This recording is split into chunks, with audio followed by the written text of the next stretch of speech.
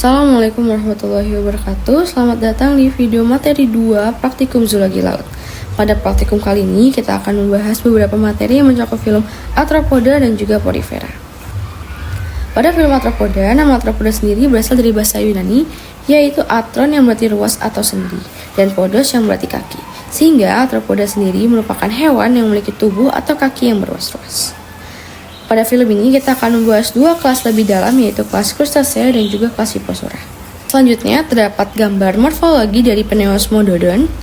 Yang pertama terdapat antena yang merupakan organ panjang untuk mendeteksi mangsa dan sensor organ jarak jauh. Selanjutnya terdapat antenula yang merupakan organ pendek untuk keseimbangan tubuh dan juga sensor organ jarak dekat. Kemudian terdapat telikum yang merupakan gonoform betina dan terletak pada ruas kaki jalan ketiga. Dan terdapat petasma yang merupakan gonover jantan yang terletak pada ruas kaki jalan kelima. Selanjutnya terdapat karapas yang merupakan lapisan luar yang tersusun dari kitin yang menghubungkan kepala dan dada. Selanjutnya terdapat pleopod yang merupakan kaki renang yang ukurannya lebih pendek, dan terdapat periopod yang merupakan kaki jalan yang ukurannya lebih panjang. Kemudian terdapat uropod yang merupakan ekor untuk membantu saat berenang dan juga sebagai navigator, dan terdapat taxon yang merupakan ekor runcing yang diapit oleh uropod untuk membantu buoyan. Dan terakhir terdapat rostrum yang merupakan modifikasi karapas yang membentuk tanduk untuk melakukan pertahanan diri.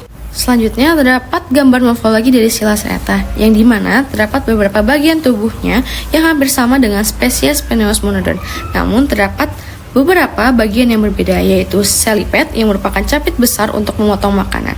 Dan selanjutnya terdapat pula 6 ruas kaki kepiting, yaitu coxa, basis ischium, merus carpus, propadus, dan juga dactylus. Pada slide selanjutnya terdapat video singkat mengenai cara makan kepiting. Nah, mari yuk kita perhatikan dengan sesama videonya. Pada video tersebut memperlihatkan beberapa bagian dari maksila, yaitu merupakan capit kecil untuk memegang makanan. Kemudian terdapat mandibula yang merupakan capit kecil untuk memotong makanan, dan terdapat maxilopoda yang merupakan capit kecil untuk membantu masukkan makanan. Selanjutnya, slide tersebut merupakan gambar mengenai perbedaan antara kepiting jantan dan juga betina, di mana perbedaan kepiting jantan dan juga betina dapat dilihat pada bagian perutnya. Pada kepiting jantan, bagian perutnya membentuk segitiga meruncing, sedangkan pada bagian betina membentuk membulat. Selanjutnya terdapat gambar dari Podophthalmus vigil atau yang dinamai sebagai kepiting mata tangkai. Selanjutnya, terdapat tabel perbedaan antara Silacerata dan juga Podophthalmus vigil. Berikut merupakan perbedaannya. Yang pertama, terdapat perbedaan di letak mata. Pada Silacerata, letak mata menempel pada karapasnya, sedangkan Podophthalmus vigil, mata menempel pada tangkainya. Kemudian terdapat perbedaan warna, di mana Silacerata memiliki warna yang cenderung lebih gelap dibandingkan Podophthalmus vigil. Kemudian terdapat perbedaan letak duri, di mana Silacerata memiliki duri di seluruh tepi tubuh, sedangkan Podophthalmus vigil tidak di seluruh tepi tubuh. Dan terdapat juga perbedaan ukuran, di mana Silacerata memiliki ukuran yang cenderung lebih besar dibandingkan Podophthalmus vigil. Selanjutnya adalah kelas Hipposura. Dalam kelas ini, kita akan mempelajari Tachypleus gigas atau biasa disebut dengan mimi. Di bawah ini merupakan morfologi dari mimi, dan kita akan mempelajari kegunaan dari masing-masing bagian dari tubuh mimi. Celaria merupakan kaki jalan yang berjumlah 5 pasang. Chelicerae yang merupakan kaki untuk mencapit yang berjumlah 1 pasang dan ukurannya lebih kecil dari celaria dan letaknya di depan. Gill flaps merupakan kaki renang pada mimi yang berbentuk seperti insang. Compound eyes merupakan mata majemuk yang digunakan untuk melihat dan menjaga keseimbangan, yang dimana letaknya itu berada di pinggir. Median eyes merupakan mata sesungguhnya yang digunakan untuk sebagai sensor cahaya dan letaknya di depan. Telson merupakan ekor runcing yang diapit oleh uropod untuk membantu buoyancy. Rostrum merupakan modifikasi karapas yang berbentuk tanduk untuk pertahanan diri. Selanjutnya ada filum Porifera. Porifera adalah hewan yang tubuhnya berpori. Pada film ini terdapat satu kelas yang akan dibahas lebih jelas, yaitu kelas Demospongiae, dan contoh spesiesnya adalah Haliclona oculata atau spons laut. Berikut merupakan bagian-bagian tubuh dari Haliclona oculata.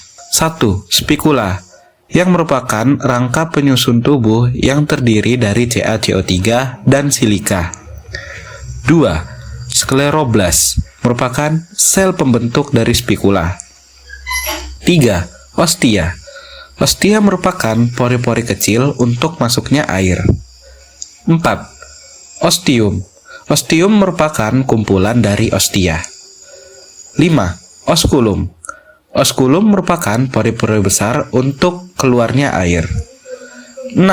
Yang terakhir ada spongosol. Spongosol sendiri merupakan rongga pada porifera yang digunakan untuk menyerap serta mencerna sari-sari makanan. Berikut ini akan dijelaskan mengenai sistem pernafasan, pencernaan, dan reproduksi dari porifera.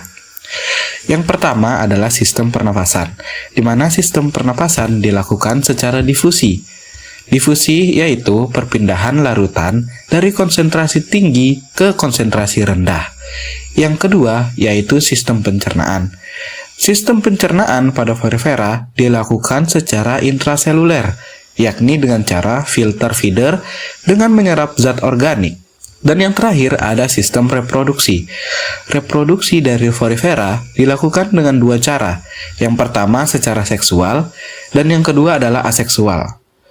Untuk spesies Halicolana oculata memiliki sifat hemaprodit, di mana sperma akan masuk spores lain dan terjadi pembuahan internal. Selanjutnya pada slide ini menunjukkan gambar mengenai 3 tipe saluran air pada porifera. Yang pertama yaitu askonoid. Askonoid merupakan tipe saluran yang paling sederhana yang terbentuk seperti jambangan bunga. Air masuk melalui ostium lalu menuju ke spongosol dan dikeluarkan lewat osculum.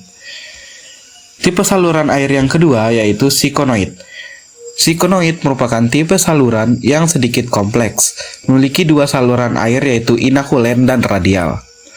Air masuk melalui ostia menuju ke saluran inakulen, saluran radial lalu ke spongosol dan keluar melalui osculum. Tipe saluran air yang ketiga yaitu leukonoid.